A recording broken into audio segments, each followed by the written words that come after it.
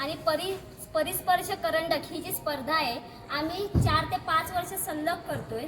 या स्पर्धेमध्ये खरंच म्हणजे जे काही आम्हाला कोऑर्डिनेट करतात सगळेजण खूप चांगलं सहकार्य करतात। सगळेच हे जे काही यांचा ग्रुप आहे खूप छान आम्हाला सहकार्य करतायत आणि सगळ्यात महत्त्वाचं त्यांचं मला आभार याच्यासाठी मानायचे की आमच्यासारख्या कलाकारांना हे व्यासपीठ ते उपलब्ध करून देतात। कारण की आम्ही शोधत असतो की आम्हाला कुठे प्लॅटफॉर्म मिळतोय का, तर सर म्हणजे तुमच्या सगळ्या टीमचे खूप आम्ही आभारी आहोत की तुम्ही आमच्यासारख्या कलाकारांना हे व्यासपीठ उपलब्ध करून देतात। आणि मी म्हणजे वर्षानुवर्ष ही खूप स्पर्धा चालूच असू देत आणि खूप चांगले चांगले कलाकार घडू देत त्याच्यातून। So thank you so much. हे स्पर्धेचं 10वं वर्ष आहे आणि खरं तर ही स्पर्धा संपन्न होते म्हणजे या सगळ्या स्पर्धकांच्यामुळे अतिशय दूरदूरहून स्पर्धक इथे येत आहेत। सर कुठून कुठून येतात अंदाजे? लातूरवरून येत आहेत, मुंबईवरून येत आहेत, बार्शीवरून येत आहेत, वा. नगरवरून येत आहेत। मग या सर्व लोक आज कराडच्या यशवंतराव चव्हाण टाउन हॉलमध्ये सगळे आलेले आहेत। चला टाळ्या वाजवा एकदा जोरात त्यांच्यासाठी। विशेष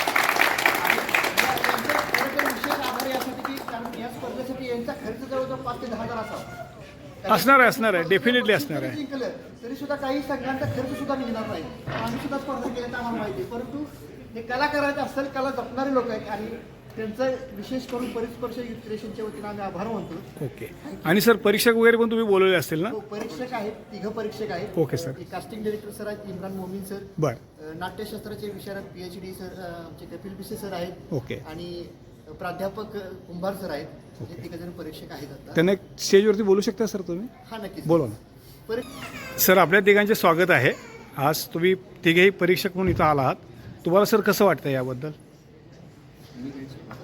खूप छान सुंदर नियोजन आहे, संघ पण छान करत आहेत। बघूयात आता पुढं अजून काय खूप सोपं। Thank you sir. वैशिष्ट्य म्हणजे कमी वयापासून ते अगदी ज्यांना हौस आणि कलेची सगळी गोष्ट आहे त्या सरांनी त्यांना व्यासपीठ दिले। ते खरं आहे मला सर। अनुभवत आले की हो, हो, सगळ्या पुढची पण पिढी आहे आणि नवीन पिढी पण आहे। सगळं बनवतात सर। ओके।